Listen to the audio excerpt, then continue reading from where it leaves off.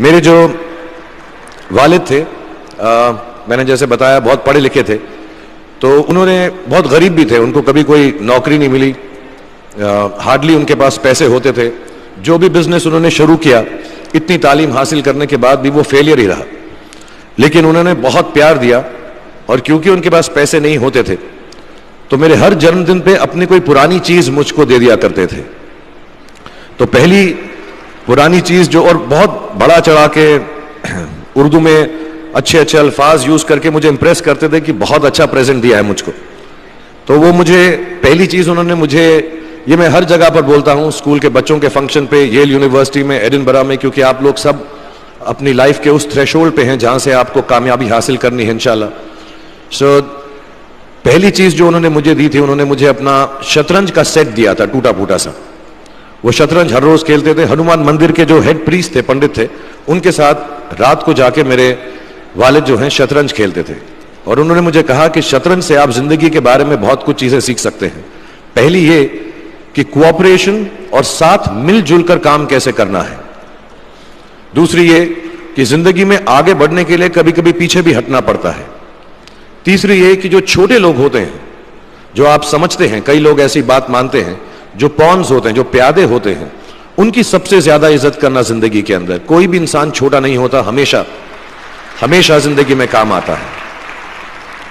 और कामयाबी हासिल करने के लिए आखिरी बात शतरंज ये सिखाती है हमको कि कभी कभी जिस चीज से सबसे ज्यादा लगाव होता है, जैसे रानी से अमूमन हो जाता है, कभी कभी उसे भी सैक्रिफाइस करना पड़ता है आगे बढ़ने के लिए। दूसरी चीज जो उन्होंने मुझे दी, मेरे पास है वक्त, 2 मिनट बोल सकता हूं मैं, सॉरी। दूसरी चीज जो उन्होंने मुझे दी थी, वो एक टाइपराइटर दिया था। आज के जमाने में आई डोंट थिंक किसी को, बहुत सारे बच्चे होंगे यहाँ पे जिनको मालूम भी नहीं होगा टाइपराइटर कैसा लगता है। अब सब कंप्यूटर पे काम करते हैं। तो टाइपराइटर के ऊपर जब आदमी लिखता है और अगर गलत लिखता है तो उसको मिटाने में बहुत तकलीफ होती है। So you have to be very diligent, बहुत ध्यान से लिखना पड़ता है। हम गलती नहीं कर सकते।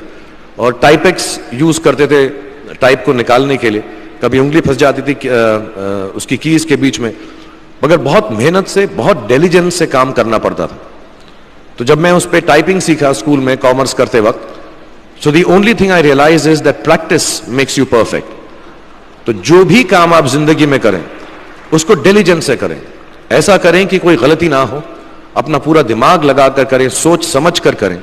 ऐसे करें कि यह काम जिंदगी में आपका पहला काम है और इसके बाद आपको मौका नहीं मिलेगा, और शायद यह काम आपका जिंदगी का आखिरी काम है, इसके बाद फिर मौका नहीं मिलेगा। So do it with that kind of diligence.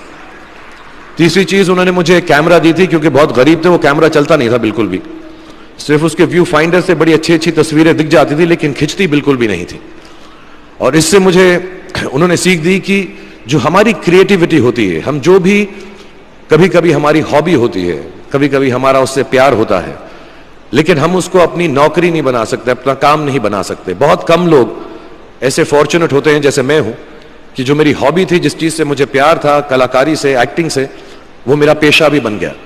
अमूमन ऐसा होता नहीं है। लेकिन जो हमारी कला है, चाहे वो पोएट्री है, चाहे वो लिखना है, चाहे वो पेंटिंग है, चाहे जो भी चीज, गाना है, अकेले में गाना है, हमारी क्रिएटिविटी जरूरी नहीं है कि दुनिया एक्सेप्ट करे। जैसे उस कैमरा की तस्वीरें दिखती नहीं है, लेकिन उसमें देखने से खूबसूरत लगता है हर कुछ, वैसे ही आपकी जो क्रिएटिविटी है वो अपने लिए रखें। क्योंकि जिंदगी में कभी ना कभी, कहीं ना कभी ऐसा मुकाम आएगा जब आप बहुत अकेला फील करेंगे। हो सकता है दुख का समय भी आए, उस वक्त आपकी जो क्रिएटिविटी है वो आपकी सबसे अच्छी दोस्त होगी, दुनिया उसको माने या ना माने। मैं बहुत खराब पोएट्री करता हूं, लेकिन जब भी दुखी होता हूं तो लिख लेता हूं। सराफ साहब से मैं अब सीखना भी चाहता हूं। मैं रेखता पे जाऊंगा, मुझे लगता है ये कमाल की साइट है, थोड़ी मैं शायरी वगैरह सीखूंगा। मेरी शायरी बहुत खराब है कि हमने तुम्हारी याद में रो रो के टब भर दिए, वो आए और नहा कर चल दिए। इस लेवल की पोएट्री है। लेकिन जब दुख होता है, ये भी बैठकर जब लिखता हूं तो बहुत दिल को शांति मिलती है। आखिरी चीज मेरे वालिद ने मुझे दी थी, वो दोनों मिक्स है। मैं जल्दी खत्म करता हूं क्योंकि आप लोगों के पास वक्त नहीं है, आप लोगों को अपनी डिग्रीज लेनी है, सोच रहे होंगे इतना वक्त जाया कर रहा है हमारा ये। तो मैं जल्दी से बताता हूं। एक, उन्होंने मुझे कहा एक सेंस ऑफ ह्यूमर हमेशा रखना जिंदगी में। हंसते हमेशा रहना, एक चाइल्ड लाइक इनोसेंस जरूर रखना। जैसे एक छोटे बच्चे की जो एक इनोसेंस होती है, जो उसका दुनिया की तरफ जो नजरिया होता है बड़ा इनोसेंट सा होता है, उसमें कोई खामी नहीं होती, गलती नहीं होती, अभी दुनियावी बातें नहीं आई होती, तो वैसे ही रखना। कई बार बचपन में मैंने जब बदतमीजी की या कोई गलत काम किया तो उन्होंने सेंस ऑफ ह्यूमर से मुझे बचाया। और जिंदगी भर अगर आप अपने ऊपर, अपने हाल पे, दुनिया पे, क्योंकि लोग आपसे हर कोई बात कहेंगे, अच्छी बात भी कहेंगे, बुरी बात भी कहेंगे, क्योंकि लोगों का काम है कहना। अगर आप उसको एक सेंस ऑफ ह्यूमर से देख सकेंगे तो जिंदगी जो है बहुत बेहतर रहेगी। And last not the least, what my father gave me, what my mother gave me and what your parents have given you, आपके जो पेरेंट्स हैं जो आपको दिया है, वो सबसे बड़ी गिफ्ट है, गिफ्ट ऑफ लाइफ। जिंदगी की जो जिंदगी एक खुद ही सबसे बड़ा तोहफा है हमारी जिंदगी, और उसको वैसे ही ट्रीट कीजिए। जिंदगी के अंदर जो भी मुकाम आए, जैसी भी चीजें हो, अच्छा हो बुरा हो, कभी अंधेरा हो कभी उजाला हो, हर चीज को रिस्पेक्ट कीजिए और जिंदगी में ग्रेस रखिए हर इंसान की तरफ।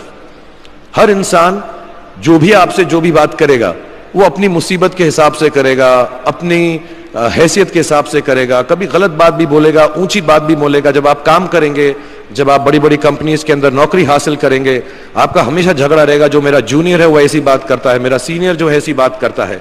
लेकिन सब जो हैं जिंदगी से जूझ रहे हैं, इस जिंदगी में कुछ बनने की कोशिश कर रहे हैं। सो वो ग्रेस जो है, वो लीवे जो है, हर किसी को दीजिएगा जो आपके साथी हैं, जो आपके साथ साथ काम कर रहे हैं, जो आपका साथ काम नहीं भी कर रहे और जो आपका साथ नहीं भी दे रहे। ग्रेस से बड़ी चीज आप जिंदगी को वापस नहीं लौटा सकते। ये 4-5 चीजें याद रखिएगा। याद रखिएगा, नहीं रहे तो कोई बात नहीं।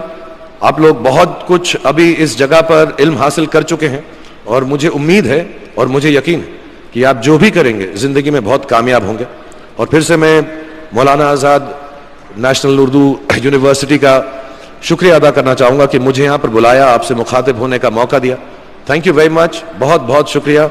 और आप, मुझे मालूम है कुछ टीचर्स जो होंगे यहां पर बैठे होंगे जो आपके फेवरेट नहीं भी हैं, जो बहुत स्ट्रिक्ट होंगे, डांटते भी होंगे आपको, उनको सबसे ज्यादा याद रखिएगा जब आप इस यूनिवर्सिटी से बाहर जाएंगे, क्योंकि जो सबसे ज्यादा टीचर आपसे स्ट्रिक्ट थे वो एक्चुअली सबसे ज्यादा आपसे प्यार